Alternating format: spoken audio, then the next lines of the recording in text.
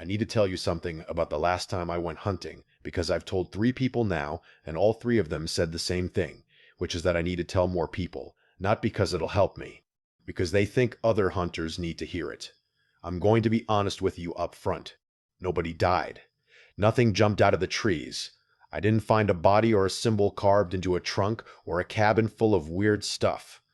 What happened to me was worse than all of that, and I know how that sounds, but you'll understand by the end. So, November 2021, Southern Ohio.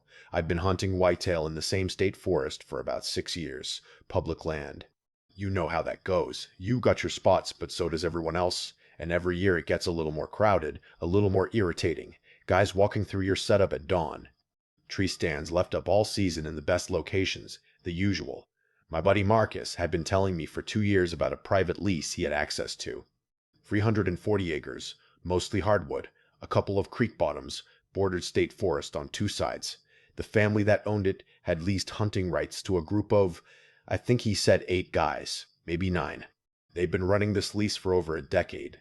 Marcus wasn't one of the original guys. He'd gotten in maybe 4 years earlier when someone moved away, and that year, 2021, another slot opened. One of the older members had knee surgery and was sitting the season out, and they needed someone to fill his spot. Not permanently, just for the season. Marcus put my name in.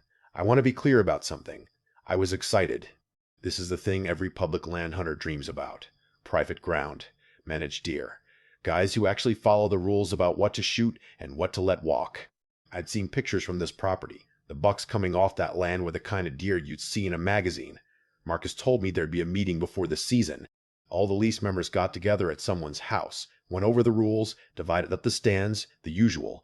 He said it was casual. Bring beer. I said great. The meeting was at a guy named Dale's house. Dale was sort of the unofficial leader of the group, from what Marcus told me. Not the landowner. The landowner was an older woman named Mrs. Harmon who lived about 40 minutes away and apparently didn't care what happened on the property as long as nobody burned it down and the check cleared every January. Dale's house was nothing special.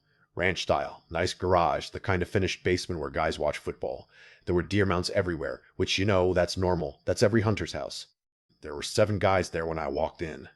Marcus introduced me around. Dale was maybe mid-50s, fit, quiet voice, firm handshake. The other guys ranged from maybe 30 to mid-60s. Normal guys. Electricians, a teacher, a guy who ran a landscaping business, a retired UPS driver. You know these guys. You've hunted with these guys. They're at every deer camp in America. They were friendly. Not overly friendly. Not cold. Just normal. Somebody handed me a beer. We talked about the rut timing, the acorn crop, whether the early season had pushed deer onto the property or off it. Standard stuff. Then Dale said, okay, let's go over the map. He had a printed aerial photo of the property, laminated with all the stand locations marked. 14 stands total for 340 acres, which is a lot, but he explained that not all of them were active every year.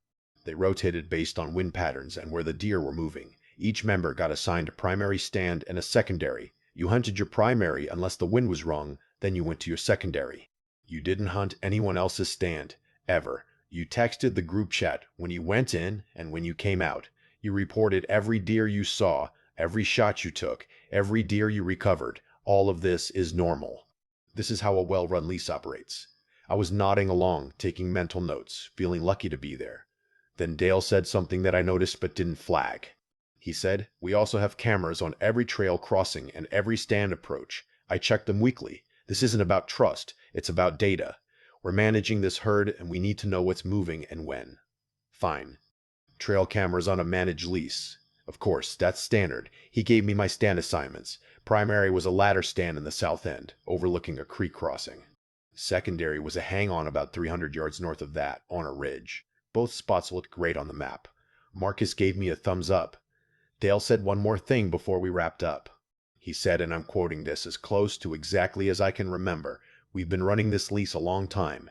It works because everybody follows the program. The program isn't complicated. Hunt your stand. Report your data. Respect the other guy's space. Don't freelance. He looked at me when he said don't freelance. Not in a threatening way. Just directly. I said yes, sir. Because that's what you say.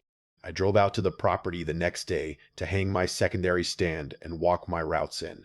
Marcus came with me. The land was everything he promised.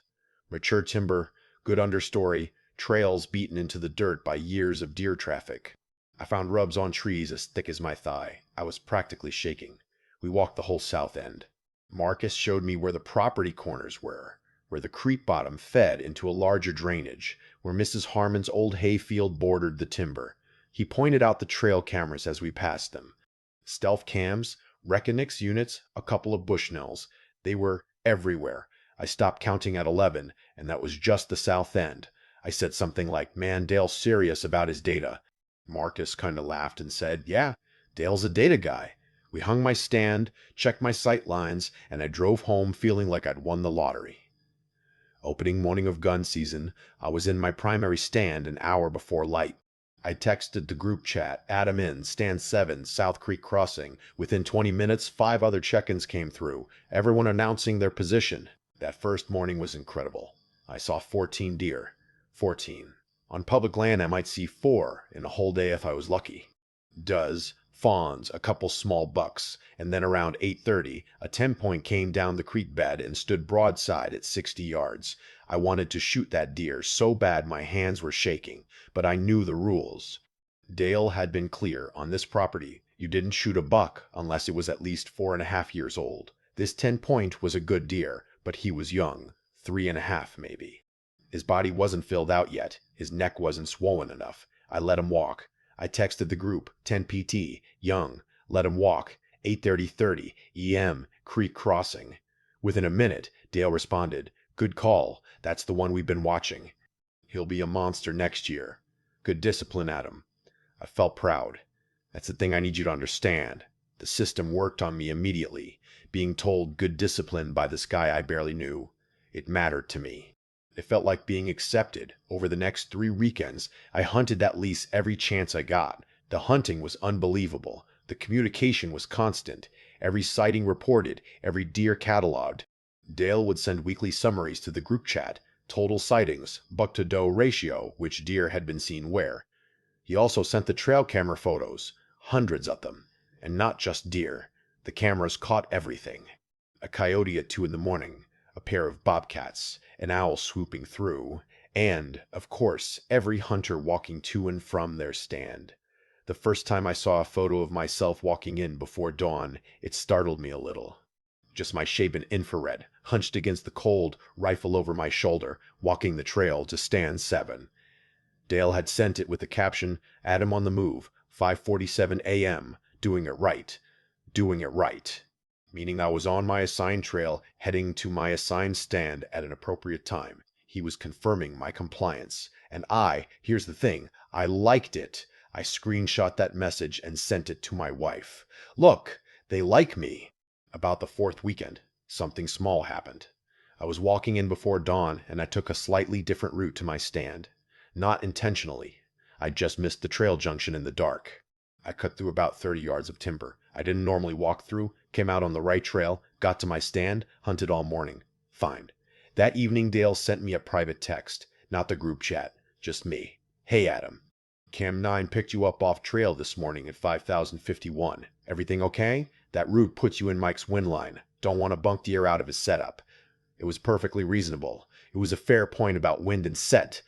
Mike's stand was northwest of mine, and if the wind was carrying my scent that direction, I could blow out his hunt. I apologized, said I'd missed the turn in the dark. Dale sent back a thumbs up and said no worries, just wanted to flag it. Totally reasonable. But I thought about that text for the rest of the night, not because it was threatening, because it was fast. He'd checked the cameras, identified my deviation, cross-referenced it with wind data and Mike's stand location, and messaged me, all before the end of the day. I mentioned it to Marcus the next morning. We were sitting in his truck drinking coffee before heading in. I said, "Dale's pretty on top of those cameras, huh?" Marcus got quiet for a second. Then he said something that I've thought about every day since. He said, "Dale sees everything on that property. Everything. And the thing about Dale is, he never tells you anything you don't need to know, but he always tells you the things he wants you to think about." I asked what that meant. Marcus shrugged and said, "Just stay on your trails, man. It's easier." I let it go. Because the hunting was so good. And because the system was working. I was seeing mature deer. I was improving as a hunter. The data Dale collected was genuinely useful. I could pattern specific bucks based on his camera intel, adjust my sit times, plan around wind. But I started noticing things. The cameras weren't just on trail crossings and stand approaches. They were on the parking area, where we left our trucks. They were on the field edges. There was one on the gate. There were cameras in locations that had nothing to do with deer movement, and everything to do with human movement. I counted them one afternoon, walking the whole property under the pretense of scouting. 23 cameras, on 340 acres, for a hunting lease with 8 members. I also noticed that Dale always knew things he shouldn't have had time to know. One Saturday I got to the property at 4:30 in the morning, well before anyone else. I sat in my truck for a few minutes, ate a granola bar, checked the weather. At 4:37 I got a text from Dale, "You early today. Wind looks perfect for stand 7. Good luck." He'd see me pull in real time, at 4:30 in the morning, which meant at least some of those cameras weren't just passive trail cams. They were cellular units, sending photos or alerts to his phone instantly. I told myself this was just a dedicated lease manager, a guy who loved the land and wanted to protect the resource. And honestly, that's probably mostly what it was. But something shifted in me after that morning. I started feeling the cameras, not seeing them, feeling them. Walking to my stand in the dark, I'd think about which camera was about to photograph me, and I'd straighten up, adjust my pace, make sure I was on the exact trail, walking the exact route, headed to the exact stand I'd announced in the group chat I was performing, not for the deer, for Dale. The 5th weekend, I decided to test something. I told the group chat I was hunting stand 7, but I walked to stand 12 instead, which was an unassigned stand on the east side that nobody was using that day. I just wanted to see a different part of the property. It wasn't going to affect anyone else's hunt. The wind was fine. No one was within 500 yards of me. I sat in stand 12 for about 2 hours. Saw some does. It was peaceful. When I got back to my truck, Dale was leaning against it. He wasn't angry. He wasn't confrontational. He was just there, standing in the parking area with his hands in his jacket pockets, smiling slightly. He said, "How was 12?" I started to explain. The wind, the empty rotation, nobody else nearby. He held up a hand. "Adam, you don't need to explain. Stand 12 is a great spot. Beautiful morning to sit it." Then he paused, and he said, "But you told the chat you were in 7. I said, "Yeah, I know. I changed my mind when I got here." He nodded slowly. "The system only works when the data's clean. If your check-in says 7 and you're in 12, and then making management decisions based on where people are reporting sightings. You see how that breaks down, right?" He was right. Technically, factually, he was right. I apologized. He clapped me on the shoulder and said it was no big deal. Just update the chat if plans change. I drove home and I sat in my driveway for 20 minutes before going inside, because here's what I couldn't stop thinking about. Dale had known I was in stand 12. He'd known in real time. He hadn't texted me to ask. He hadn't called. He'd driven to the property and waited at my truck. He wanted to be there, physically, when I came back to my vehicle. He wanted me to see him standing there. And the thing he'd said, the system only works when the data's clean. That wasn't about deer management. I mean, it was, on the surface. But what he was really saying was, I need to know where you are at all times, and I need you to be where you say you are. That's not a hunting lease. That's something else. I called Marcus that night. I told him what happened. I expected him to say I was overthinking it. He didn't. He got quiet. And then he said, "Yeah, he did that to me too. 2nd season." I asked what happened. I parked at the north gate instead of the south gate one morning because there was ice on the south road. He called me within 10 minutes. Didn't ask where I was. Told me where I was. Told me where I was. Told me the north gate approach crosses a bedding area and I'd bumped deer, which honestly, maybe I did. He wasn't wrong about the deer part. He's never wrong about the deer part. So why does it feel like this, I asked. Marcus said, because being watched and being managed feel exactly the same when the person doing it is good at it. I didn't hunt the lease the next weekend. Told the group chat I had family stuff. Dale sent a private text. "Everything good? Family okay?" The concern felt real. That's what made it so disorienting. Dale wasn't a bad guy. Dale was a guy who had built something incredibly effective and ran it with total commitment. The deer were healthy. The hunting was world-class. The property was immaculate.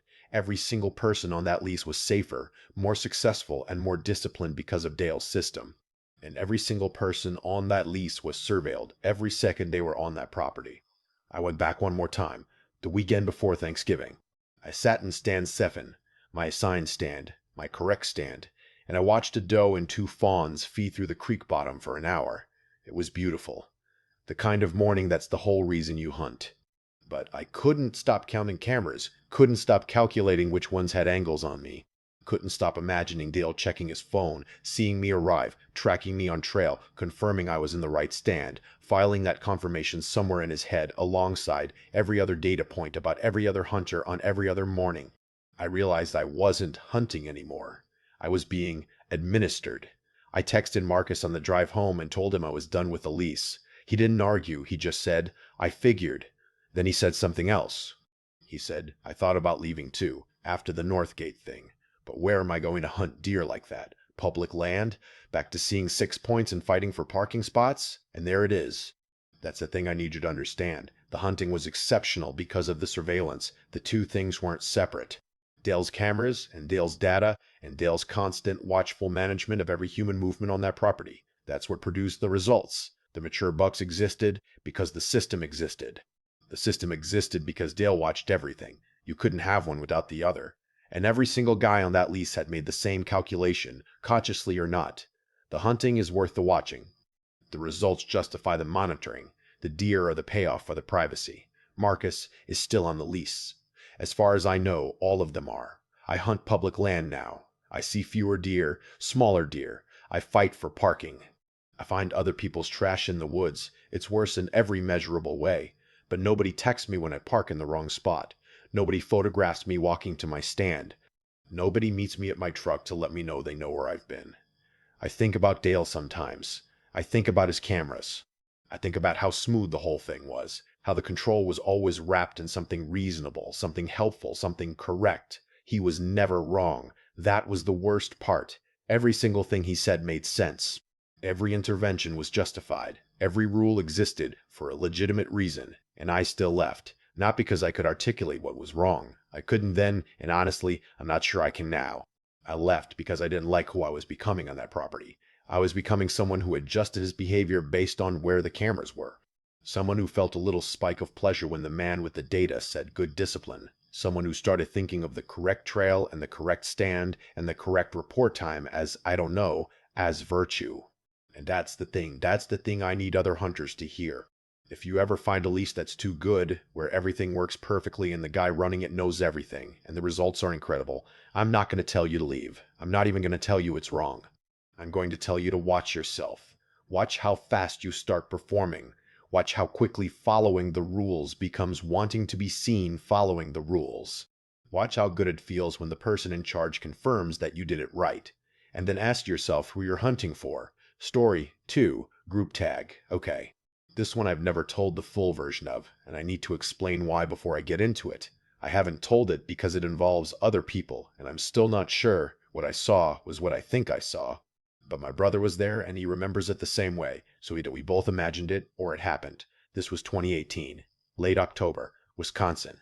My brother Craig and I drove up from Illinois for the gun deer season opener, which in Wisconsin that year was, I think, November 17th, but we went up a few weeks early to scout and to visit our uncle's place, which is where we were staying.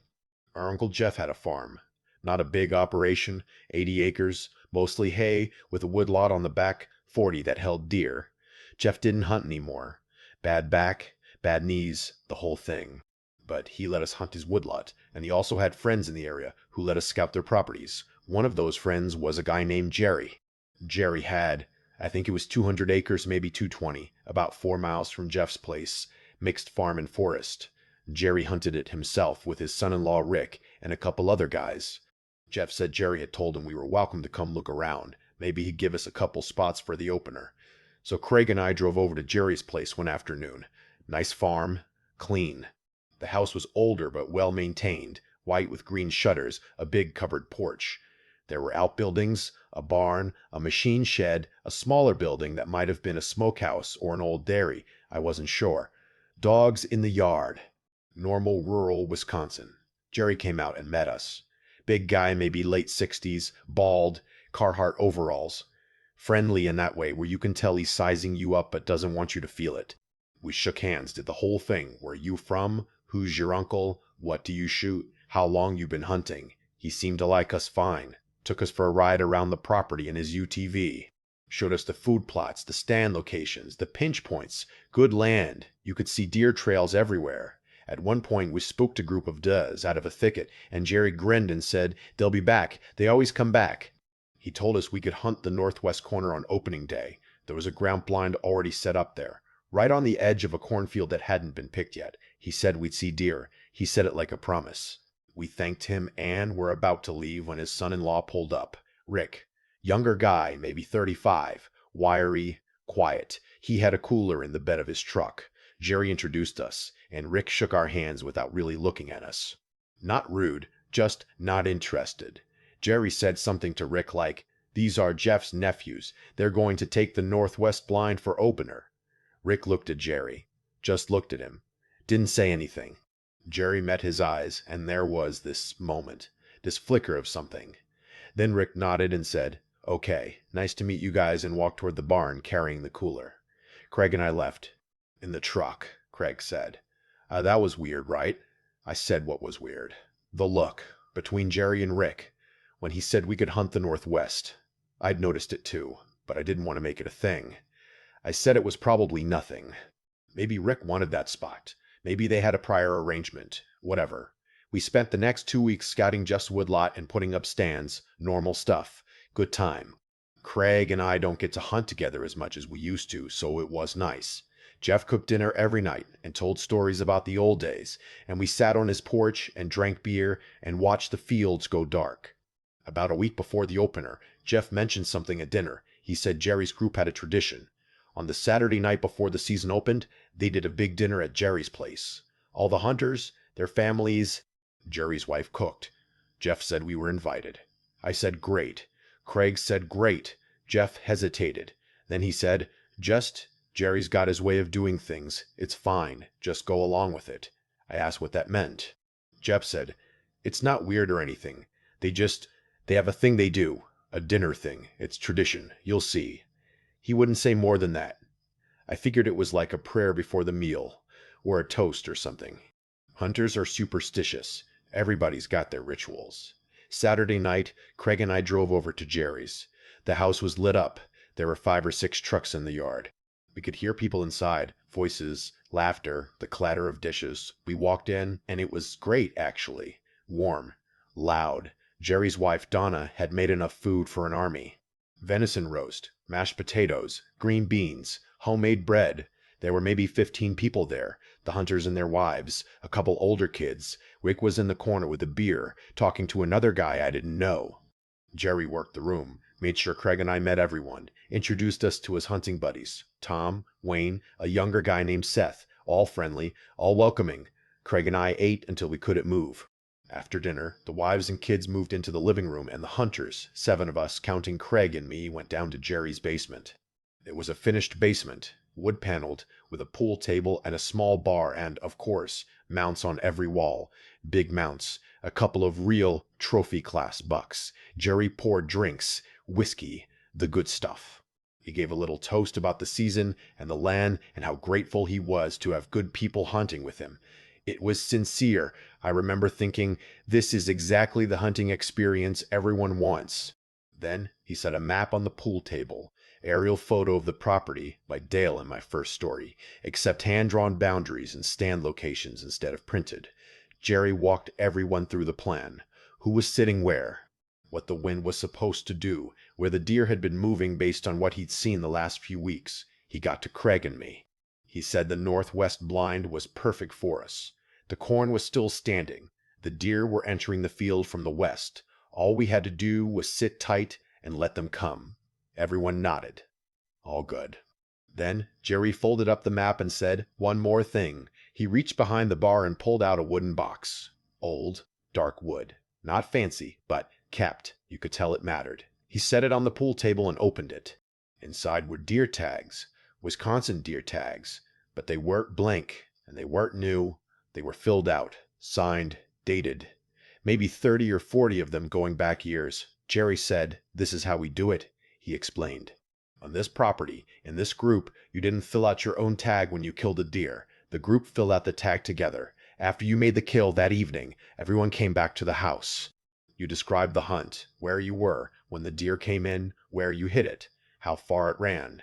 You told the story, and then the group decided whose tag went on the deer. I didn't understand it first. I thought it was ceremonial. Like they all signed the tag as witnesses or something. No, the group decided whose harvest tag was used. Not necessarily the person who shot it. Jerry explained the logic. Wisconsin had antlerless permits, bonus tags, different zone tags. Some guys had more tags than others. Some guys needed meat more than others. Some years, a new hunter, or a young hunter, needed a deer on their tag more than the guy who shot it did. So the group pooled the kill. You shot the deer, but the group decided whose tag it went on. I looked at Craig. Craig was looking at the box. Tom, one of the other hunters, said, "It makes sense when you think about it.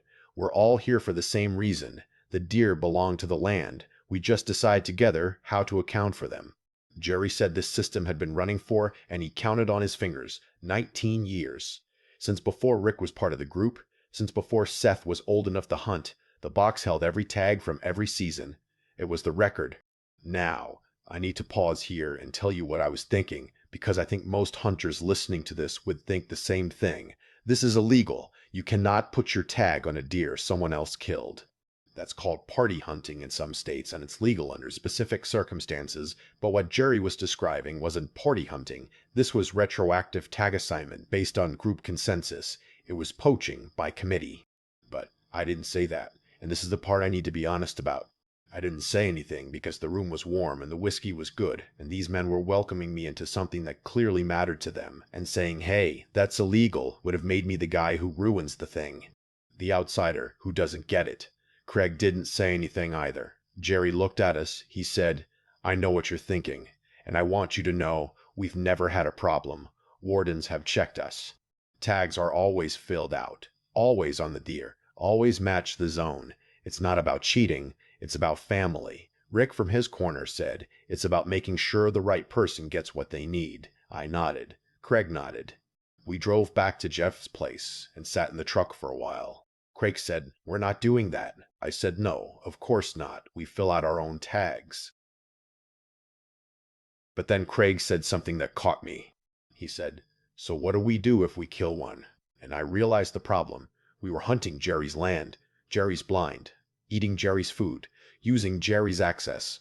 If one of us killed a deer on opening morning and then told Jerry we weren't participating in his tag system, we'd be rejecting the central organizing principle of his group on his property. After accepting his hospitality, we'd be guests who took everything and gave nothing. And here's the other thing. The system Jerry described, in a certain light, it was generous. It was a group of men who shared their harvest, who made sure the young guy or the guy going through a divorce or the guy who couldn't afford a hunting trip got meat for his family. It was communal. It was, in its own way, beautiful. It was also unambiguously against the law. I barely slept that night. Kept going over it. The worst part was I couldn't tell if I was bothered by the illegality or by the pressure, the expectation that we'd participate, the understanding that refusal had social consequences. The look between Jerry and Rick when the Northwest blind was offered, was that about the spot or was it about us? Were they discussing whether we could be trusted? Had Jeff known? Had Jeff sent us into this knowing what we'd find?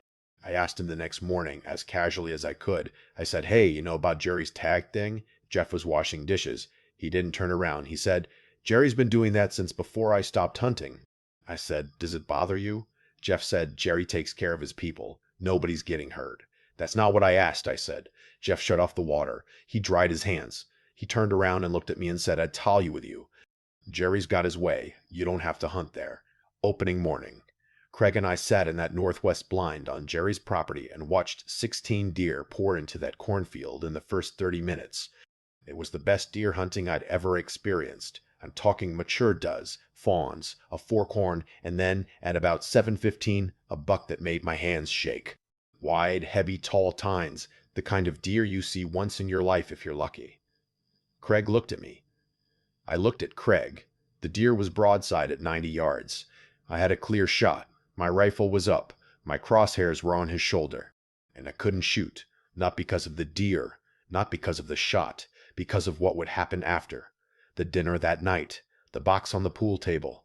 The moment when I'd have to either hand my kill to the group or refuse. And if I refused, with that buck, with a deer that good, the refusal wouldn't be a small thing. It would be a statement. It would be a rejection of 19 years of tradition, on their land, after their dinner, with their whiskey still warm in my memory. Craig whispered, "Take the shot." I didn't. The buck fed for another 2 minutes and then walked into the timber. Craig and I sat there in silence for a long time. Then he said quietly, "Why didn't you shoot?" And I said, "Because I didn't know whose deer it would be. We hunted the rest of the morning, didn't shoot, drove back to Jeff's, packed our stuff. Told Jeff we were heading home a day early, family thing. Jeff didn't ask what family thing. He hugged us both and said, 'Drive safe.' I've never been back to Jerry's, never called, never followed up." Marcus: "Different story, different state, I know, but my buddy Marcus once told me the thing about good systems is they only need you to say yes once. After that, the system says yes for you. Jerry's box is still on that bar. This season, right now, there are men in that basement filling out tags, passing around whiskey, telling their stories. And I'd bet everything I have that there's a new guy this year. Someone's nephew, someone's coworker, someone who got invited to the dinner and felt the warmth and heard the logic and saw the box and thought, you know what? This makes sense. This is family. This is how it should be. And he'll shoot a deer on opening morning. And that night, the group will decide whose tag goes on it. And that new guy will let them, not because he's weak, not because he doesn't know the law, because saying no is the loneliest thing you can do in a room full of people who just fed you. Story 3. Grayson. I need to tell you about a man I met in a tree stand in Mississippi. This was 2019, January, late season. I was hunting a WMA wildlife management area in the Delta region, public land, flat flooded timber and agriculture. I'd driven down from Memphis with a buddy of mine, Terrence, but Terrence had tweaked his knee on the walk-in that morning and gone back to the truck.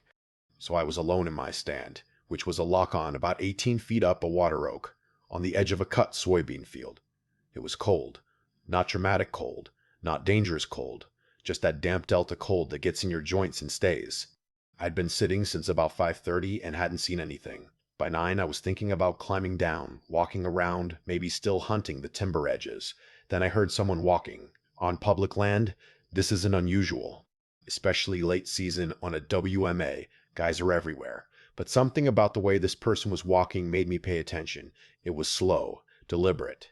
Not the walk of someone heading to a stand or still hunting. More like someone out for a stroll.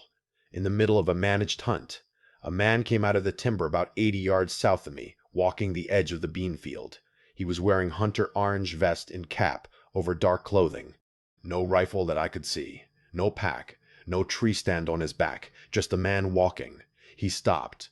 He looked across the field for a while. Then he turned and looked directly at my tree. I want to be precise about this. He didn't scan the tree line and happen to notice me. He turned and looked at my tree, like he knew I was there. He raised a hand, a wave. Casual. I waved back, because what else do you do? He walked toward me. Not fast, not slow. When he got to the base of my tree, he looked up and said, "You mind if I sit with you a while? Now, this is not a thing people do. You don't walk up to a stranger's tree stand during a managed hunt and ask to sit with them. You especially don't do it when you're not carrying a weapon and apparently aren't hunting." But something about the way he asked, the tone, it was so normal, like he was asking to share a bench at a bus stop. I said, "I don't have room up here for two. My stand was a single-person lock-on." He said, "I'll sit at the base if you don't mind the company." I almost said no. I should have said no. But the morning was slow, and Terrence was gone, and I was bored and cold, and the man seemed, I don't have a better word for this, he seemed safe. Not in the way that means I assessed him for threats and found none. In the way that means something about his presence turned off the part of my brain that assesses for threats. I've thought about that a lot since. He sat down at the base of my tree with his back against the trunk. He was below me and slightly to my right. I could see the top of his orange cap. He pulled his jacket tighter and sat quietly for a minute. Then he said, "My name's Grayson. I've been hunting this WMA for 30 years. I told him my name. I said I'd come down from Memphis. He said he knew the Memphis guys, good hunters, most of them. He asked if I'd seen anything. I said no. He said the deer had been pressured hard the last 3 days and were probably bedded in the thick stuff to the east. He was probably right. For a while we just sat there. Him at the base, me 18 feet above. It was oddly comfortable. He'd say something every few minutes about the weather, about the land, about a buck he'd seen in the area the week before. Normal hunting conversation. His voice was calm and low, the kind of voice that makes you lean in a little. After maybe 20 minutes, he said something that changed the conversation. He said, "You ever think about what hunting actually is?" I said, "What do you mean?" "I mean the act, not the harvest, not the management justification or the meat or the tradition. I mean what's actually happening when you sit in a tree and wait for something alive to walk into range so you can kill it." I said something like, "Yeah, I mean, I've thought about it. Tell me." This was strange, but I was in it now, and honestly, no one had ever asked me that. You'd think hunters talk about this stuff all the time, but they don't. They talk about gear and strategy and locations and the size of the deer. They don't talk about the act. I said, "I think it's the most honest thing a person can do. You're directly participating in the food chain. No middleman. No abstraction. You take responsibility for the death of the thing you're going to eat." Grayson was quiet for a moment. Then he said, "That's the answer everyone gives. It's not wrong, but it's not complete." "What's the complete answer?" I asked. "The complete answer is that you enjoy it." He let that sit. Not the killing specifically. The everything. The waiting. The waiting. The watching. The moment when the animal appears and doesn't know you're there. The power of that. You're invisible and armed and elevated, and the thing below you has no idea its life depends on your decision. That's not nutrition. That's not tradition. That's not tradition. That's authority. I didn't say anything, because he was right, and because I'd never let myself frame it that way. He continued, "I'm not judging you. I'm describing us. Hunters, we seek this out. We pay money. We drive hours. We sit in the cold and the dark because we want to experience that specific feeling. The feeling of being the one who decides. And then we go home and we describe it in terms of everything except what it actually was." I said, "That's pretty dark." He laughed. A real laugh. "It's not dark. It's just honest. The dark part is something else. What's the dark part is something else. What's the dark part?" He didn't answer right away. A squirrel ran along a branch about 30 feet away and we both watched it. Then Grayson said, "The dark part is when you realize the animal might know." "Know what?" "That you're there. That you've decided. That it walked into the field anyway." I said, "That's not how deer work. Deer don't have—" "I'm not talking about cognition," he said. "I'm not saying they think about it. I'm saying there's a moment, and every honest hunter has felt it, where the animal looks at you. Not near you, not past you, at you, and you pull the trigger anyway. And afterward you tell yourself it didn't see you. Because if it saw you, then what you did was different than what you've been telling yourself you did." I sat in that tree stand and something cold moved through me that had nothing to do with the weather, because he was right.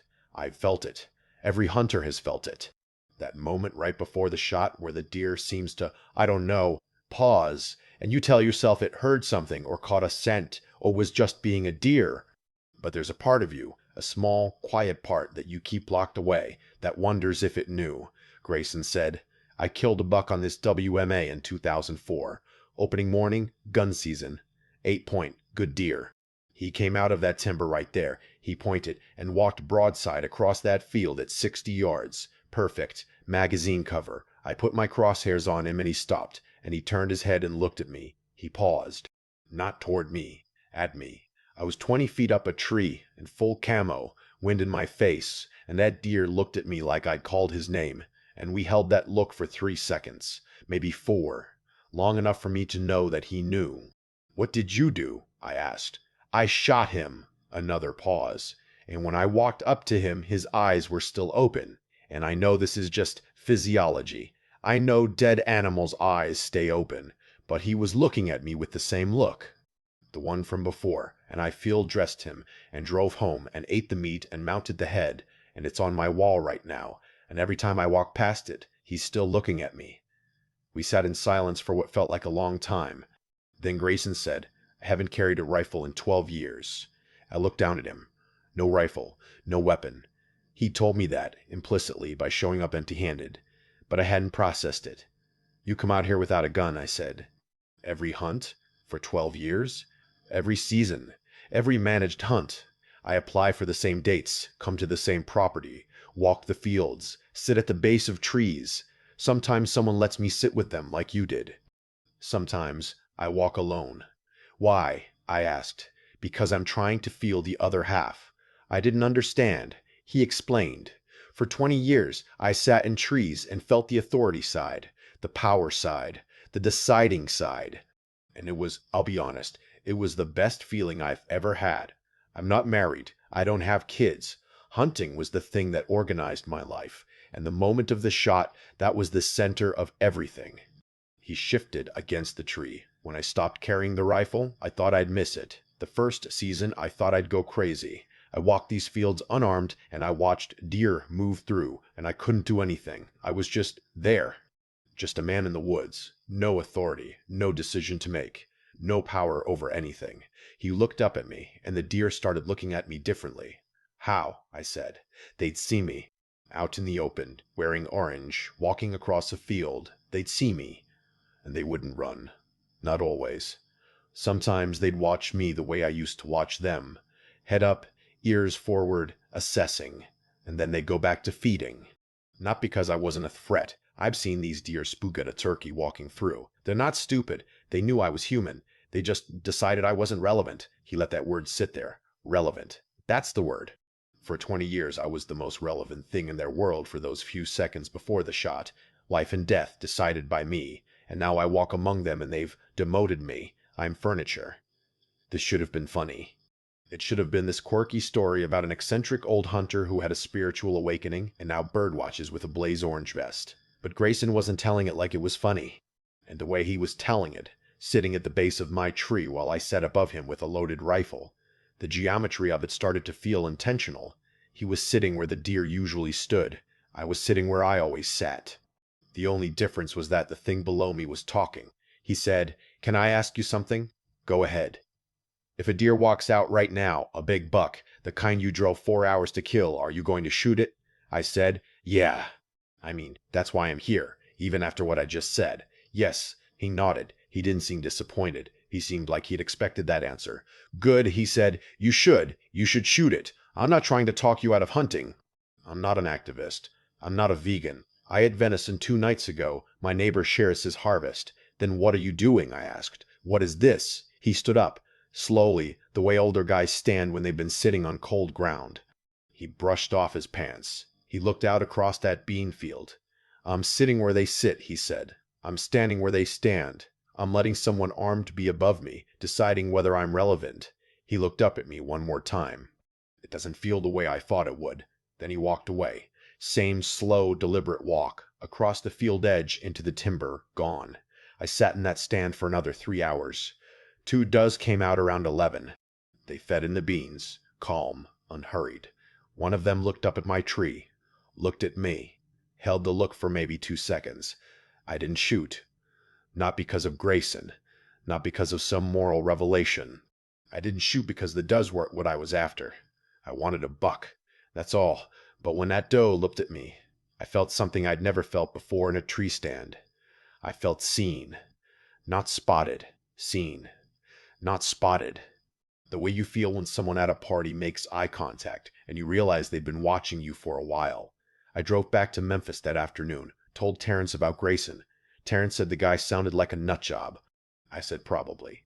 We stopped for gas and I bought a coffee and stood in the parking lot and watched cars go past and thought about what it feels like to be the thing that's being decided about. I went hunting again that fall. Of course I did. I killed a doe one opening morning, clean shot, good hit. She went 30 yards. I walked up to her and she was dead and her eyes were open and she was not looking at me. She wasn't looking at anything. And I stood there in the cold with my hands shaking and I realized the thing that Grayson had actually been telling me. Not that the deer know. Not some mystical connection between hunter and prey. He was telling me that the question of whether they know is the thing you have to carry. Not the answer, the question. Because the question changes you whether or not the answer is yes.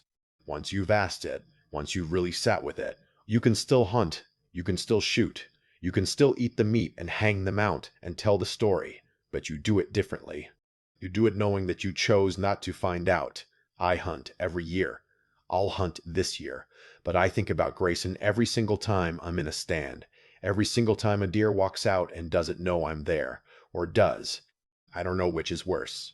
Story of your A. The Butcher's Price. My father-in-law told me this story the first Thanksgiving I spent at his house, and it's the reason I almost didn't marry his daughter.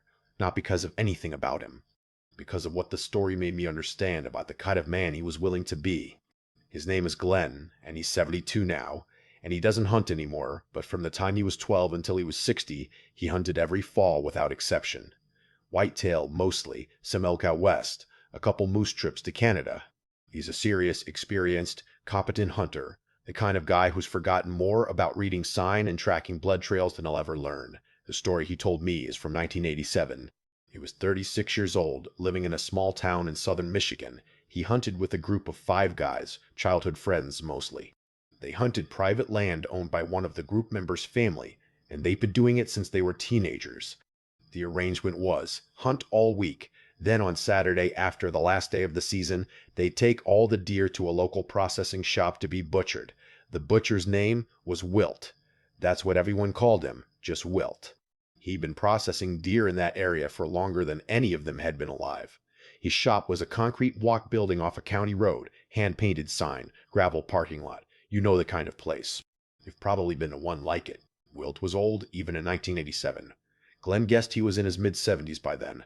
Big man, thick hands, slow-moving but precise. He could break down a deer faster than anyone Glenn had ever seen.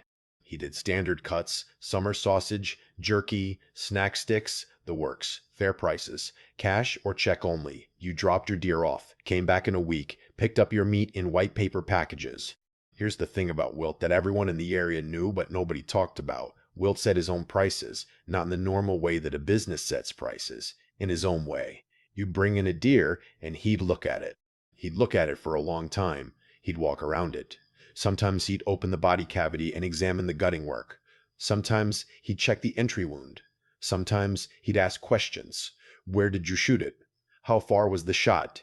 How far did it run? Did you track it yourself, or did someone help? And then he'd name his price. The price was always different. Not by a small amount. By a lot.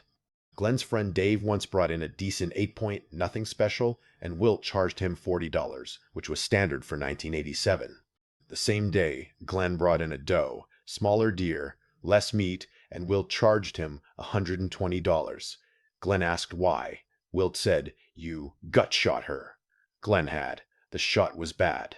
He'd aimed too far back, hit the stomach, and the deer had run nearly 400 yards before going down. Glenn had tracked her for 2 hours. By the time he found her, she was still alive. He'd had to finish her with the second shot. This was, by any experienced hunter's measure, a bad hunt. Not immoral. Gut shots happen to everyone eventually, but bad. Sloppy. The deer suffered more than it needed to. Wilt charged him triple for it. Glenn paid. Because Wilt was the only processor within 40 miles, and because everyone paid what Wilt charged, and because Glenn admitted this to me, because he felt like he deserved it. The shot was bad. The deer suffered. The extra money felt like a fine, and the fine felt appropriate. But it went deeper than that. Over the years, Glenn learned, everyone learned, that Wilt's pricing system had nothing to do with the size of the deer, or the amount of meat, or the cuts requested. It was entirely based on his assessment of the hunt. How the deer was killed, how it was handled, how the hunter talked about it. A clean kill on a mature deer, described honestly and humbly, might cost $30. A messy kill on a young deer, described with bravado, might cost $200. A trophy buck with a perfect shot from a guy who walked in and said, "Look at this monster," would cost more than a doe taken with a single clean hit by a guy who said she came in at 50 yards and I made a good shot.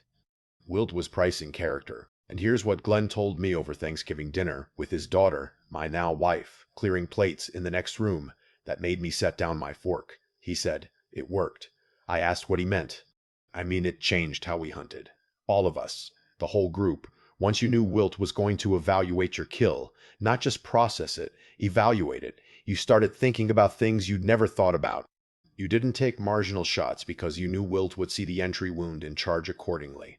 You didn't let a deer suffer because you knew Wilt would examine the body cavity and know how long it took to die. You didn't brag because you knew Wilt charged more for arrogance. He took a drink and he said, Wilt was a better game warden than any badge-carrying officer I've ever met, because game wardens enforce the law. Wilt enforced standards. I asked if anyone ever complained, if anyone ever refused to pay.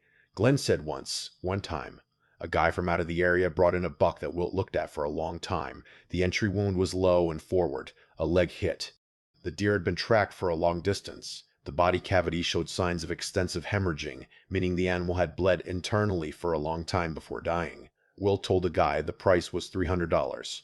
The guy laughed and said that was insane. It was just a processing fee. Wilt said, "This animal died hard. You owe it something for that." The guy said he wasn't paying. He said he'd take his deer somewhere else. Wilt said, "You can take it, but I've already seen it." Glenn told me the guy looked confused by that. He took his deer and left, and no one in the area ever saw him again. Not that anything happened to him. Glenn was clear about that. He just never came back. Whether he found another processor, whether he stopped hunting, whether he simply avoided the area, nobody knew.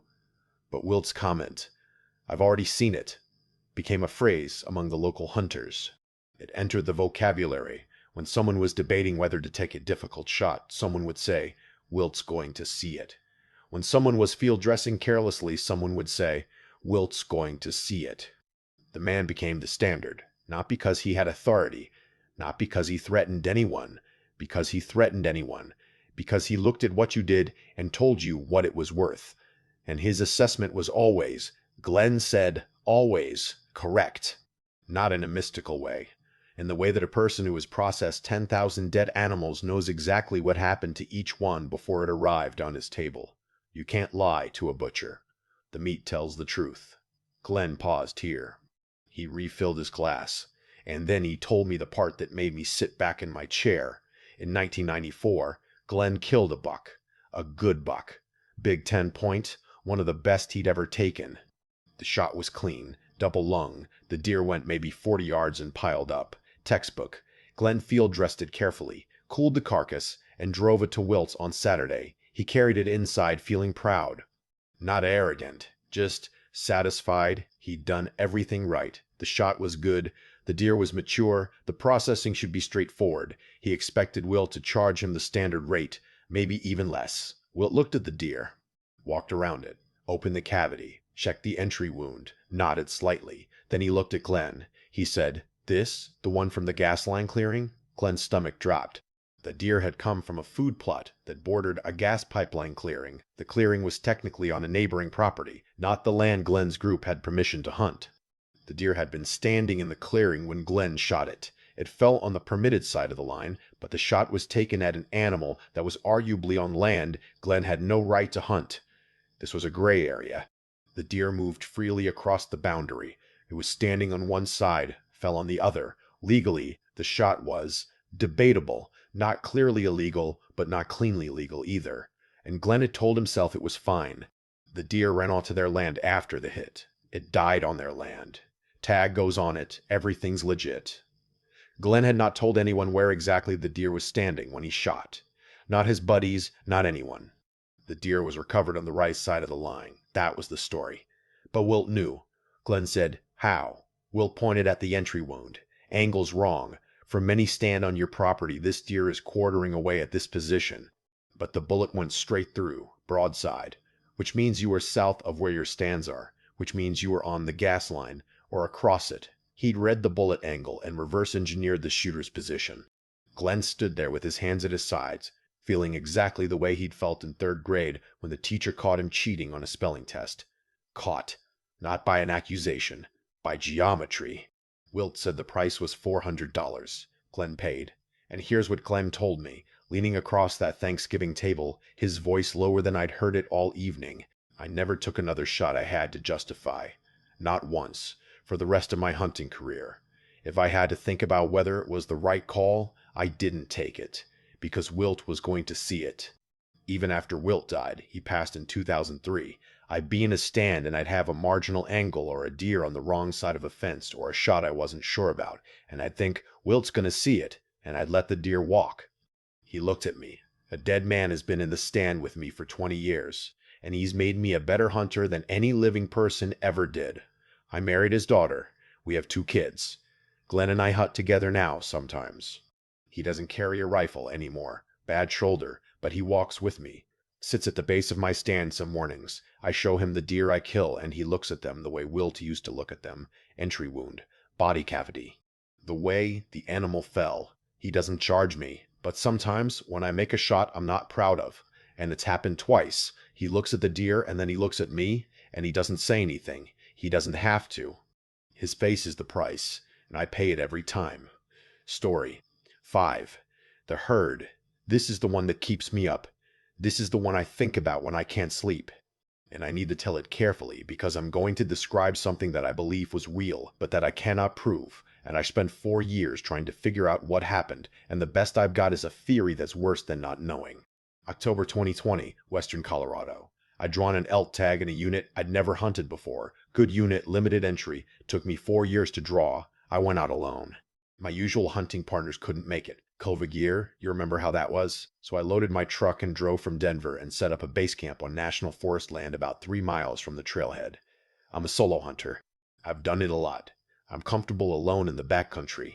I carry a satellite communicator. I file trip plans. I know what I'm doing. I'm not a tough guy about it. I take every precaution. But I'm not nervous out there. Or I wasn't. The unit I was hunting was big. Steep. Thick timber in the valleys, open parks above timberline. The elk were supposed to be in the transition zone, upper timber near the parks, moving between bedding areas in the dark timber and feeding areas in the meadows. Standard early season pattern. I hiked in on a Tuesday morning. 4 miles from camp, gaining about 2,000 feet. By mid-morning I was in the upper timber, glassing the parks above me. I saw elk immediately. A herd. Maybe 30 to 35 animals. Cows and calves mostly, with a couple satellite bulls on the fringes. They were in a park about 600 yards above me, feeding on the last of the grass before the snow pushed them down. I spent the rest of that day closing the distance. By evening, I was within 400 yards, too far to shoot, but close enough to glass every animal. I planned to get into position the next morning, close the last couple 100 yards in the dark, and be set up when they came out to feed. That night, I camped in the timber below the park. Cold, clear. I could hear elk, the cows calling, an occasional bugle from one of the bulls. That sound. If you've ever heard elk in the dark, you know there's nothing like it. It's prehistoric. It makes you feel like you're in the right place at the right time in the history of the world. I woke at 4, ate, packed, and started moving uphill. Slow, quiet. I had the wind in my face. I cleared the last band of timber right at first light and set up on the edge of the park, behind a cluster of rocks 200 yards from where the elk had been feeding the evening before. I waited. Nothing. The park was empty. No elk. No sign of movement. I glassed everything to far timber edge, the saddle above, the drainage below. Nothing. They'd moved. That happens. Elk are not deer. They cover miles in a night. A herd that's in one basin at sunset can be 2 drainages over by sunrise. I spent the morning working the ridgeline, glassing into adjacent parks and basins. Nothing. By noon I'd covered maybe 3 miles of ridge and hadn't seen a single animal. No fresh tracks, no fresh droppings, no feeding sign, like the elk had evaporated. That afternoon I dropped into the next drainage over. Steep descent through thick spruce, and about halfway down I cut fresh tracks. Lots of them. The herd had come through here, probably in the pre-dawn hours, moving downhill. I followed the tracks. They led me down through the timber, across a small creek, and into a long, narrow park that sat in the bottom of the drainage. Maybe 200 yards wide, half a mile long, grass and willows. And there they were, the whole herd. 30-some elk, bedded in the grass on the far side of the park. Perfect. Except, and this is where it starts, the herd was arranged wrong. I need to explain what I mean by that. I've watched a lot of elk. Bedded elk arrange themselves in a loose, somewhat random pattern. Cows face different directions. Calves are near their mothers, but not in a formation. Bulls, if they're present, are usually on the periphery. There's a logic to it. Sentries watching different angles, mothers near offspring, but it looks random. It looks natural. It looks the way animals look when they're resting. This herd was in a line, not a straight line. A slight curve following the contour of the park's edge, right where the grass met the timber. Every cow was facing the same direction, toward me. The calves were behind the cows. The two satellite bulls were at either end of the line. Like goalposts, I glassed them for 5 minutes, waiting for the feeling of wrongness to resolve into an explanation. Maybe they just bedded down after coming out of the timber and happened to settle in that formation. Maybe the wind was pushing scent from one direction and they were all facing into it, but the wind was in my face, coming from the herd toward me. They were facing downwind, which meant they were facing away from any approaching predator scent. That's the opposite of what elk do, unless they were facing what they were watching. I froze, not because I was afraid, because the thought that formed in my head was so strange that I needed to sit with it for a second. They were watching me, all of them. 30-some elk, bedded in a crescent formation, facing the timber I'd just come through, watching the exact spot where I'd emerged. I looked at my approach. I'd been quiet. I'd been careful. The wind was right. There was no way they detected me through normal means, but I was standing at the timber edge, partly behind a spruce, and every single animal in that herd was oriented toward my position. I told myself I was imagining it. I told myself this was a coincidence. I picked out a cow that was slightly offset from the others, one who might have been facing a slightly different direction, so I could tell myself the pattern wasn't perfect. She turned her head and looked at me. I'm not romanticizing this. I'm not being mystical. Her head rotated about 15 degrees, and her eyes, through my binoculars at 200 yards, I could see her eyes, landed on me. And then they all stood up, in unison, not like spooked elk which surge and scramble and crash into each other. In unison, like a class, standing when the teacher enters the room. Smooth, coordinated, silent. 30-some animals rising from their beds simultaneously. They didn't run. They stood in their crescent formation and faced me. I put down my binoculars. My hands were, I won't say shaking, because I don't want to be dramatic. But my hands were doing something they'd never done in the field before. They were reluctant, like my body didn't want to raise the rifle. I raised it anyway. I found a cow through the scope. She was broadside, 200 yards. Clear shooting lane, a shot I could make in my sleep. And every animal in the herd took one step forward, together. One step. Toward me. I pulled my eye from the scope. They were standing at the grass line, still in formation, still facing me, but they were one step closer. I put my eye back on the scope, found the same cow, put the crosshair behind her shoulder. They took another step. I pulled back from the scope again. They'd closed another 2 yards. All of them, in perfect coordination. I'm going to tell you what I did, and I need you to hear it without judgment, because I've judged myself enough. I lowered the rifle. I stood up from behind the spruce. I stood there in the open, in full view of the herd at 200 yards. They stopped. We looked at each other. I don't know for how long. Long enough that the light changed slightly as a cloud moved over. Then the herd turned. All at once, like a school of fish, they turned and walked into the timber on the far side of the park. Not running, walking. Single file. Cows, calves, bulls, one by one into the spruce. Gone. I stood there for a while. Then I sat down. Then I drank some water and ate a granola bar and stared at the empty park and tried to figure out what the hell had just happened. Here's what I know. Elk don't do that. Elk don't form defensive crescents. Elk don't advance toward a predator in coordinated steps. Elk don't turn in unison and walk away calmly when the threat stands up. Elk run. Elk panic. Elk crash through timber and scatter. That's what elk do. That's what every elk I've ever encountered in 12 years of hunting has done. So what did I see? I have a theory, and I hate it, and here it is. I think the herd knew I was there from the moment I entered the drainage.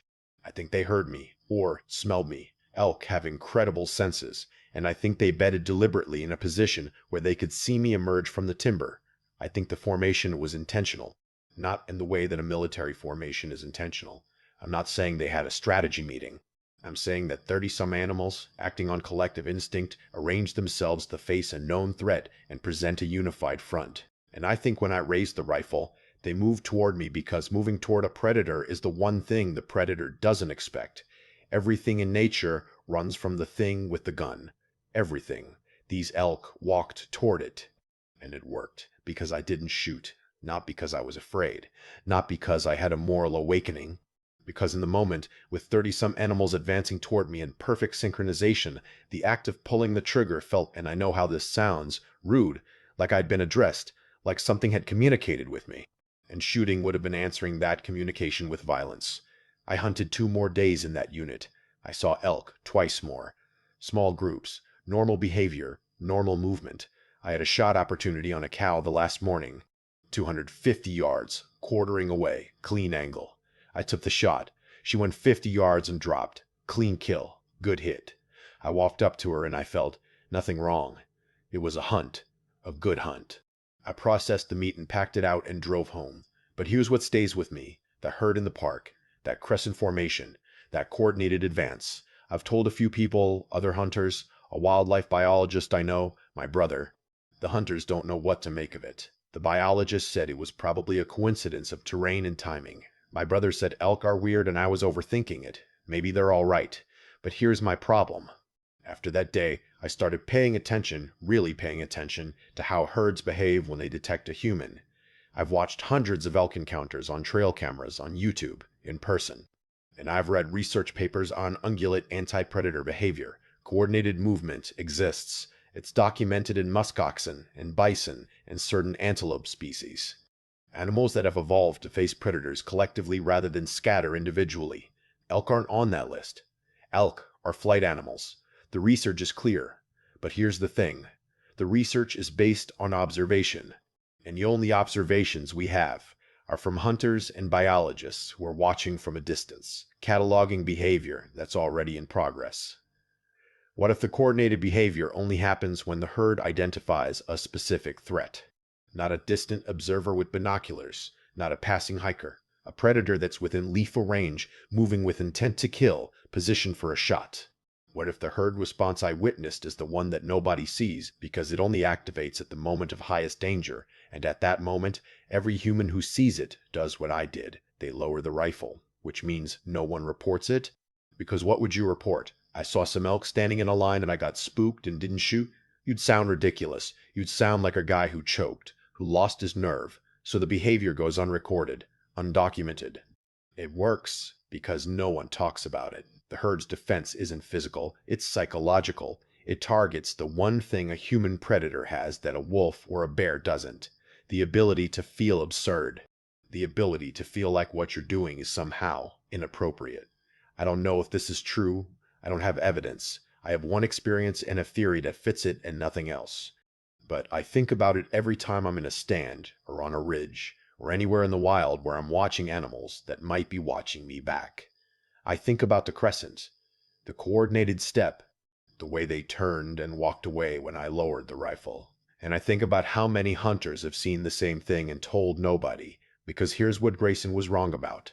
He said the dark part is when you realize the animal might know you're there. That's not the dark part.